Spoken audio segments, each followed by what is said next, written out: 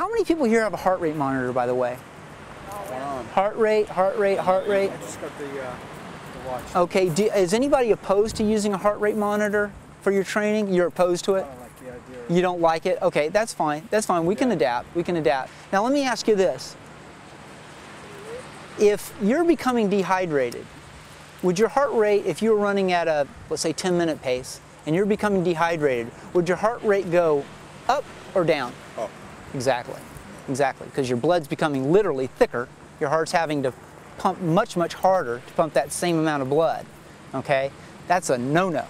We definitely don't want our heart rate going up because of dehydration. That's why hydrating is so important. It's so very important. Okay? The heart rate is such a key to, a good predictor of how you're doing in a race, and really where your best training zones are. Running shoe companies, I used to actually design shoes for New Balance, and one of the things where there's always a compromise in trying to find a shoe that looks aesthetic, but also is supportive and functional. And what we find, what we were looking for in a running shoe, and now only about 10% of them have the features that we need as trail runners and long distance runners. What we don't want to do in a shoe is we want a shoe to be able to flex basically in the forefoot, okay, where your foot naturally flexes, right? Okay. Does anybody's foot flex in the midfoot? I've never seen anybody's foot flex. Now, and then you've got some tendons, but really it's made to be kind of stiff there. There's some joints in there, but you don't want a lot of flex in there. So why does a shoe do that? Tell me. I have no idea. And it's all aesthetics, okay? This right here is a dual density midsole, and it does provide a little bit of support. They've done it with a little bit of color here, but there's not a lot of difference there. What we want really, and I don't have a great example of it, is a shoe. What we're looking for, and the ASICS actually, and again, I don't promote one over another.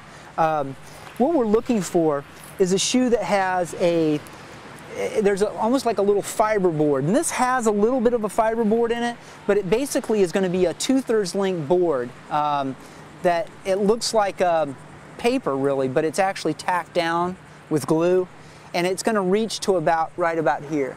We're looking for that in a shoe. Okay. All the companies make one or two in their line. That's why I don't want to nail it down to one in particular. ASICS is the one I've seen that makes special attention to having a shoe that does not flex here. You want a shoe that does not flex here. The other reason why you want a shoe that's really stiff is that if you've got a shoe that starts to twist like this, what's your foot doing? Your foot's doing the same thing, okay? What is that doing? It's wasting energy because you're creating a lot of lateral motion like this, okay? What you want a shoe is a very stiff shoe, okay? No amount of ankle tape is going to make your ankle and your foot stay straight. Taping is a big misnomer.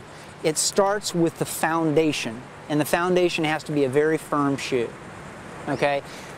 Do they feel good? No. They feel like you're running, in an orthopedic shoe. They feel like you're running in a block. But the bottom line is you'll be laughing past the people who are wearing really soft shoes, okay? Do you jump into a really stiff shoe right away after wearing one of these? No. You build your way back into a stiffer shoe, okay? And this is one of the ways you're going to eliminate this plantar fasciitis, is having a shoe that's very, very supportive. Because one of the starts and one of the theories of plantar fasciitis is a lot of micro motion in your heel, okay, where your heel's going back and forth like this, and a lot of crushing downwards. Because if I were on a real hard surface, I could take this shoe and I could push this all the way down, okay? And if you don't think, if you weigh 145 pounds, it's 2.5 times your body weight in mid-stride. There's no way this shoe can support it, okay? So you want a shoe that's very, very stiff. Don't get stuck on a brand. Go, basically put on blinders. Try on every shoe that you can possibly get your hands on. Don't go to just one store because some stores may have you know, some models and some may, I strongly encourage you to go to a specialty running store. The other thing too is that just because your shoe has been painted brown doesn't make it a trail shoe. Right. You know, same rule applies when selecting a trail shoe. You want to be able to take it, bend it, do not let it fold in the center. It only needs to fold, and these are going to be hard to find, folks, I guarantee you. They are very difficult to find. Because not only may that, you might find it, it may not be in the right width, it may just not be a good fit for you. So you're going to have to really think out of the box in trying to find a shoe. But you want to be able, again, you don't want that shoe to fold in the middle. If it folds in the middle, put it back up on the shelf. It's not your shoe.